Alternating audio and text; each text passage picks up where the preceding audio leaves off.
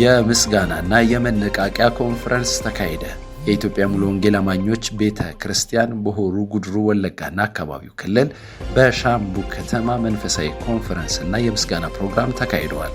ከሐሙስ ሚያዝያ 29 እስከ እሁድ ግንቦት 2 2018 ዓ.ም ድረስ በሻምቡ ስቴዲየም የኢትዮጵያ ሙሉ ወንጌል አማኞች ቤተክርስቲያን ዋና ጽሕፈት ቤት ከሆሩ ጉድሩ አካባቢው ክልልና በሻምቡ ከተማ 8 አጥቢያዎች በአንድነት በመሆን መንፈሳዊ ኮንፈረንስና የምስጋና ፕሮግራም የተካሄደ ሲሆን ከ14 አጥቢያዎች የመጡ ከ50 ሺህ በላይ ምዕመናን በፕሮግራሙ ላይ ተገኝተው የበረከቱ ተካፋይ ሆነዋል። በፕሮግራሙ ላይ የክልሉ ፕሬዝዳንት የሆኑት ፓስተር ተካልኝ ዳባ ለጉባኤው እንኳን ደህና መጣችሁ በማለት የፕሮግራሙ ዝግጅት ሂደትና ዓላማውን በማብራራት ዋና ጽሕፈት ቤቱ ከክልሉ ጋር በመሆን በአካባቢው ላይ ያከናወናቸው ዝርዝር ጉዳዮች አብራርተዋል። የቤተ እምነቱ ፕሬዝዳንት በመወከል የተገኙት የወንጌል ተልእኮና የእረኝነት አገልግሎት ኃላፊ የሆኑት ፓስተር ታረቀኝ መታ የቤተክርስቲያኒቱን እድገት ሂደትና አሁን በትኩረት እያከናወነች ያለችውን አበይት ጉዳዮችን በማብራራት የፕሬዝዳንቱ ሰላምታ ለጉባኤው አቅርበዋል። በኮንፈረንሱ ላይ እንዲያገለግሉ የተጋበዙት አገልጋዮች ሐዋርያው ገርቦሌ ሂርጳ፣ መጋቢ አበራ በላይና ነቢይ ወንድሙ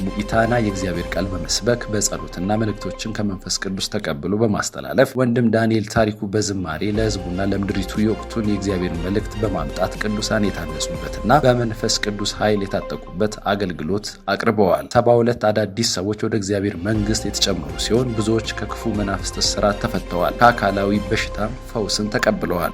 በፕሮግራሙ ላይ የተገኙት ቅዱሳን ኮንፈረንሱ የተራራቁትን ያቀራረበ፣ አንድነትን ያጠናከረና የመጡት መልእክቶችን ብሩህ ተስፋን እንዲሰንቁ ያደረገ በመሆኑ የመሰከሩ ሲሆን ከ8 አጥቢያዎችና ከ2 አዳጊ ቤተክርስቲያናት የተቀናጁ መዘምራን በአንድ ላይ ቆመው በዝማሬ አገልግለዋል። ፕሮግራሙ በታቀደለት ዓላማና ዕቅድ መሰረት የተከናወነ መሆኑን ያገኘነው መረጃ ያመለክታል።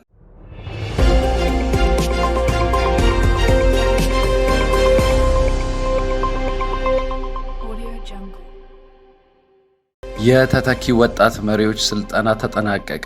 በኢትዮጵያ ሙሉ ወንጌል አማኞች ቤተክርስቲያን የደቡብ ምዕራብ አዲስ አበባና አካባቢው ክልል ለተከታታይ 5 ወራት ሲሰጥ የቆየው የተተኪ ወጣት መሪዎች ስልጠና ግንቦት 2 2018 ዓ.ም ተጠናቋል። በዕለቱ የአጥቢያ መሪዎች በተገኙበት በነበረው በዚህ ፕሮግራም ላይ መጋቢ ኤርሚያስ ገብረመድህን የአንደኛ ጢሞቴዎስ ምዕራፍ 3 ቁጥር 10 መነሻ በማድረግ ቅብብሎሽ ከምሳሌነት እስከ ተተኪነት በሚል ርዕስ የእግዚአብሔር ቃል መልእክት አስተላልፈዋል። ሰልጣኞችም ቆይታቸው ያገኟቸው ዕውቀትና ክህሎት ለወደፊት አገልግሎታቸው ያላቸውን ፋይዳ አስመልክተው ምስክርነታቸውን ሰጥተዋል። የክልሉ ፕሬዝዳንት የሆኑት መጋቢ አእምሮ መልካሙ ለሰልጣኞቹ ባስተላለፉት መልእክት ወጣቶቹ ለቤተ ክርስቲያን፣ ለሀገር ብሎም ለትውልድ ተስፋ መሆናቸውን ገልጸው የወሰዱት ስልጠና ከራሳቸው ባለፈ ለሌሎች የሚተርፍ መሆኑን አስገንዝበዋል። አክለውም ይህ ስልጠና በአጥቢያዎች በመተግበርና በማስተላለፍ አደራችሁ እንድትወጡ በማለት አሳስበዋል። ፕሬዝዳንቱ ወጣቶችን ለስልጠናው በላኩ የአጥቢያ መሪዎች ላይ ያላቸው ምስጋና ገልጸው ወደፊትም አጥቢያዎች ለወጣቶች የላቀ ትኩረት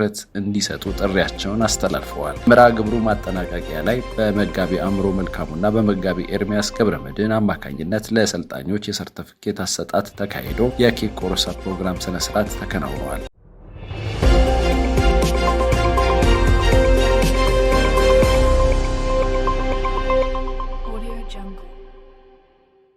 በኢትዮጵያ ሙሉ ወንጌል አማኞች ቤተ ክርስቲያን የደቡብ ምዕራብ አዲስ አበባና አካባቢው ክልል በወሊሶ ከተማ የሚገኙ 6 አዳጊ ቤተ ክርስቲያናት የዝግጅት የወንጌል ስርጭት ኮንፈረንስ ተካሄደ። አርብ ዕለት የጀመረው የወንጌል ስርጭት ኮንፈረንስ በሺዎች የሚቆጠሩ ሰዎች ወንጌልን ሰምተዋል። ቅዳሜ ግንቦት 1 እና እሁድ 2 2018 ዓ.ም በቴክኒክ ጀርባ በምትገኘው አዳጊ ቤተ ክርስቲያን በጋራ የወንጌል ስርጭት ኮንፈረንስ ሲካሄድ በመቶዎች የሚቆጠሩ ሰዎች ከአጋንንት እስራት ተፈተው ከተለያዩ ደዌ ነጻ ወጥተዋል። መጋቢ ሽመልስ ጠጅ የተሰቀለውን ክርስቶስ ኢየሱስን እንስበክ በሚል ርዕስ 1 ቆሮንቶስ ምዕራፍ 1 ቁጥር 18 ያለውን ቃል በመጥቀስ የእግዚአብሔር ቃል አካፍለዋል። የነበረው የወንጌል ስርጭት ኮንፈረንስ ጌታ በብዙ ጸጋ እንደረዳቸውና እንደጎበኛቸው አዘጋጆቹ ገልጸውልናል።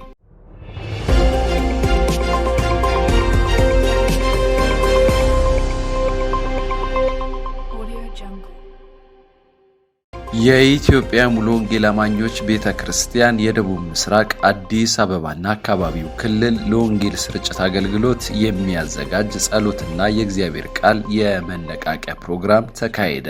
አርብ ሚያዝያ 30 2018 ዓ.ም የደቡብ ምስራቅ አዲስ አበባና አካባቢው ክልል በአያት አጥቢያ በተካሄደው ፕሮግራም ላይ ከሶስቱም ክላስተር ከ103 አጥቢያዎች የተውጣጡ መሪ እረኞች፣ የወንጌል ክፍል ኃላፊዎችና በወንጌል ስርጭት የሚያገለግሉ ወገኖች ተገኝተዋል። የመክፈቻ ጸሎት በፓስተር ሲሳይ አበበ ሲካሄድ በዘማሪ ቃል ኪዳን ንጉሴ ዝማሬ ቀርቦ ጉባኤው እግዚአብሔርን አምልከዋል። በመቀጠል በፓስተር አፈወርቅ ብርሃኔ ወንጌል በመንፈስ ቅዱስ ኃይል ለሰው ሁሉ ይድረስ በሚል ርዕስ የእግዚአብሔር ቃል መልእክት አቅርበዋል። በከሰዓት ፈረቃ ፓስተር አፈወርቅ ብርሃኔ ሐዋርያት ሥራ ምዕራፍ 28 ቁጥር 30 ያለውን ቃል በመጥቀስ በተለይም በግንቦት ወር ለሚካሄደው የወንጌል ስርጭት አገልጋዮችን የማነቃቃትና ወደ አጥቢያ ሄደው በትጋት እንዲሰሩ በማበረታታት የእግዚአብሔር ቃል መልእክት አካፍለዋል። በመጨረሻ መንፈስ ቅዱስ አገልጋዮችን ወንጌልን የሚሰብኩበት ኃይልና ጥበብ እንዲሰጣቸው ጸሎት ተደርጎ ፕሮግራሙ ተጠናቋል።